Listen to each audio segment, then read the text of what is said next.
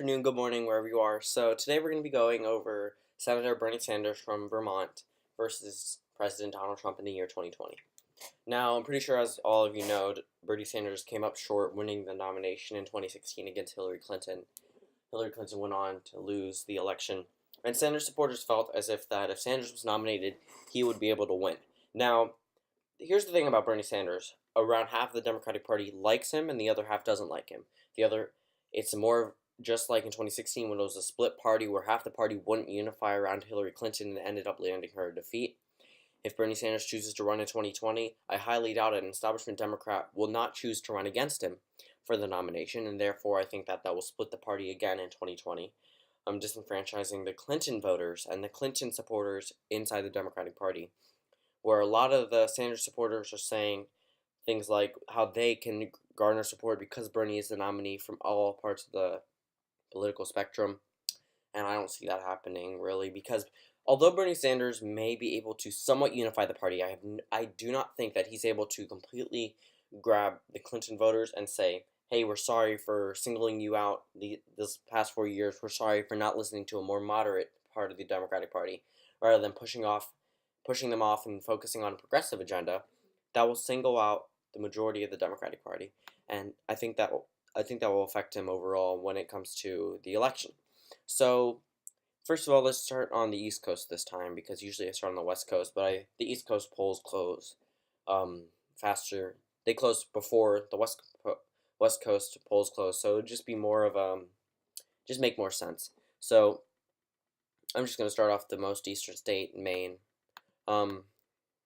4 out of 4. No, I'm gonna give one to Donald Trump from Maine because it went for Trump by a very large margin in 2016, not even within 10%. So I'm thinking that one will stay in the Republican column, especially if the rural voters there don't see Sanders as someone who can appeal to them. Although he's from the Northeast, he's not. So is Hillary Clinton. She was from the Northeast in New York. She could not appeal to rural parts there, and Donald Trump may be able to again because he's perceived there as he's more liked there than Bernie Sanders would be. But although Bernie Sanders did win the primary, I still think that Donald Trump would be able to hold on to that, and I don't think it would be anywhere competitive. New Hampshire I'll leave as a toss-up. Vermont, his home state, I think that one will go to him by overwhelming numbers. Massachusetts, Rhode Island, Connecticut, New Jersey, Delaware, Maryland, and Washington, D.C. That's all the electoral votes from the Northeast.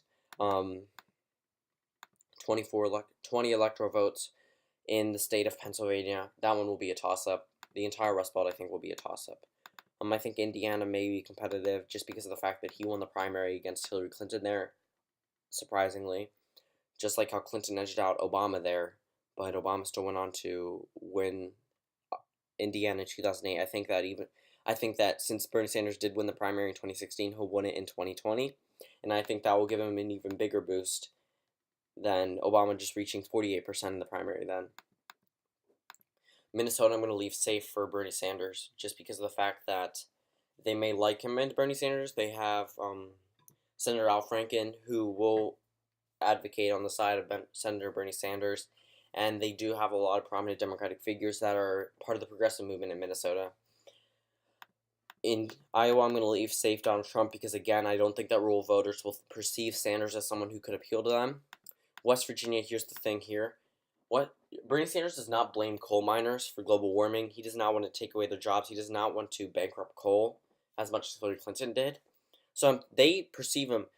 West Virginians really love Bernie Sanders in the primaries. Granted, those were Democrats, but they did not come out to vote for Clinton, and I think that West Virginia could be somewhat competitive within a margin of 10% between Donald Trump and Bernie Sanders, just because of the fact that a lot of Republicans there would support Sanders instead of Trump, even though they didn't do that in 2016 with Clinton. They hated Clinton. She wanted to take away their jobs when she said she would put coal out of business, and Senator Sanders said nothing about that.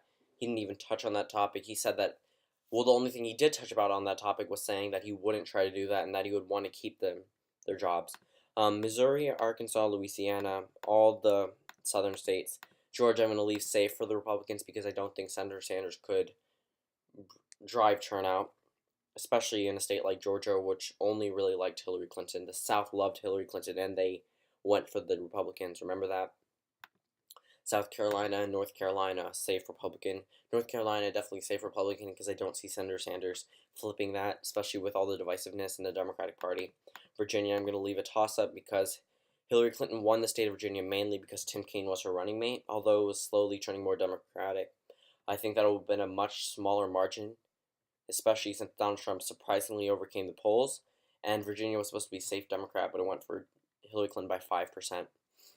Florida, I'm going to give to Donald Trump because, again, Latino voters here, they did not like Bernie Sanders in the primary, and I don't think they'll like him in the general election, regardless of how pure he may seem to the Democratic base. Senator Sanders is like Donald Trump. He appeals to his base only. Senator Sanders does not appeal to the moderate Democrats, the centrist Democrats, the Democrats that are conservative, like Heidi Heitkamp, people like them. Now let's move on to the Midwest. I'm going to give all 5 of the electoral votes from Nebraska to Donald Trump, along with North Dakota, South Dakota, Kansas. Thinking these all will be safe Republican. Arizona, again, remember, minority turnout needs to be at an all-time high in 2020 in order for a landslide election against Donald Trump, and I don't think Senator Sanders could do something like that. Texas, safe Republican. Alaska, safe Republican. So we've gone over all the safe Republican states. Now let's move on to the West Coast. Washington and Oregon, California, strong Sanders states. Nevada, I'm going to leave as a toss-up. Colorado, toss-up. New Mexico, safe Democrat just in this election because I think that even though he may not be able to spike turnout here, Latino vote is very high in New Mexico regardless of who the Democratic or Republican nominee is. So they voted for Bush, they voted for Obama, voted for Clinton. I think they'll stay with the Democrats. Now let's move on to the Rust Belt. Now I think that the Rust Belt may perceive Sanders as someone who could advocate for them, and I do think that if Donald Trump does keep his promises, he will win the Rust Belt. I'm pretty sure that lands him a victory. Yeah, that lands him a victory if he does keep his promises. He could lose all of the other yellow states and still win the election. Based on the states that I've perceived as safe for him, he could lose states like Indiana, Ohio, Virginia, Colorado, Nevada, New Hampshire, and still win the election because if he keeps his promises, I think that the Rust Belt will go with him. And if he does keep his promises, he could win West Virginia, Ohio, Indiana, Virginia, and New Hampshire, although New Hampshire did not like his promises in 2016. And Bernie Sanders is liked by the Democratic Party there. There's still going to be those Clinton supporters who are like, I don't trust this man in office. I don't think that he'll get stuff done with a Republican Senate and maybe a Democratic House, depending on how 2018 turns out. And a lot of Democrats perceive him as someone who can't get things through because of his highly progressive agenda and the fact that he can't appeal to Republicans, other than the fact that some West Virginian Republicans who he may say sorry to about cold comments by Clinton, but he cannot appeal to a base that is solidly right. Hillary Clinton was way more right than Bernie Sanders was. Bernie Sanders is more in the top left on the political spectrum. And he doesn't really understand economics well, based on a lot of analysts from law professors to political commentators. He is not someone who the free healthcare thing will never go through a Republican Congress. Nor it may not with a Democratic Congress because it could ruin the economy. And he wants to raise the minimum wage to $15. Well, that's not going to help small business owners. You need to gradually increase. If you are going to increase the minimum wage, you should gradually increase it rather than the next night, overnight, you make it $15 an hour from $7, however much, an hour. So that would completely drastically change all the small businesses, and I think that may hurt him in the Rust Belt and in states that have a lot of small business owners like Florida, which is why I already gave it safe to Donald Trump. Colorado, I think, will stay with the Democrats in this election, and along with Nevada, just because of the fact they didn't like Trump in 2016. Even if he does keep his promises, I still think that, regardless of the Democratic nominee, unless it's someone who completely divides the party like Sanders may, but he may have some voters here because Colorado did vote for him in the primary, but Nevada didn't. So I'm thinking that would help. That would help him in Colorado and Nevada. I think that he will slightly edge out Donald Trump here. Now, this is the map if Donald Trump does keep his promises. However, I do think that if he doesn't keep his promises, I think that the Rust Belt will flip back to Senator Bernie Sanders, landing him at 261 to 277. New Hampshire will go with him because they didn't like him in 2016, but they may have been optimistic in this year. Indiana, Ohio, I still think that will be safe Republican, just because of the fact they overwhelmingly went for Trump, regardless of how Sanders does in the primary. I don't actually. Let me rephrase that. I don't think it's safe Republican, but I do think that it will be likely Republican and vote for him, maybe 2 to 3%. Virginia, I'll give to Senator Bernie Sanders because strong Clinton territory there. If Clinton comes out and campaigns for Sanders, he could win Virginia. And yeah, so this is the final map. Senator Sanders versus Donald Trump. Donald Trump does not keep his promises. And before you say something about how Bernie Sanders was way more liked than Hillary Clinton was, well, that's amongst Americans. And along with Vermont's approval rating of him at 80%, you can't really say that that's monumental for someone like that because Vermont overwhelmingly voted for him in the Democratic primary and does not have a lot of Republicans there.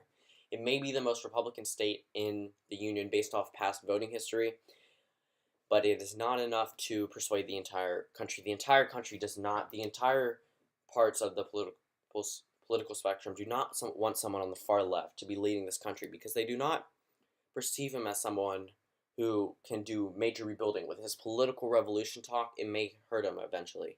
So Ohio, Iowa, Georgia, North Carolina, Indiana, West Virginia, Florida, Arizona will stay Republican because of the fact that Bernie Sanders may hurt the Democratic Party and eventually maybe dissolve it, and independents will rise up against the Republicans. Who knows? With Bernie Sanders at the top of the Democratic Party as an independent senator, self-proclaimed not Democrat, someone who says that Democrats lost the election, not that Trump won the election, that will cause a lot of divisiveness, but I do think that he'll narrowly edge out Donald Trump if he does not keep his promises, just based on the fact that there will be angry voters in the Rust Belt who didn't get their jobs back, who didn't get a raise in the past 4 years, and I think that will land Sanders a small but sure victory. Thank you all for watching, and I'll try to get my election night by tomorrow.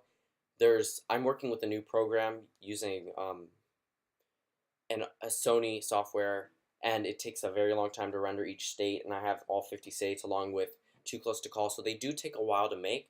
Election nights are not easy to make, so I'll try to get that one done either by tomorrow or sometime this week, and thank you all for watching, and I'll see you tomorrow.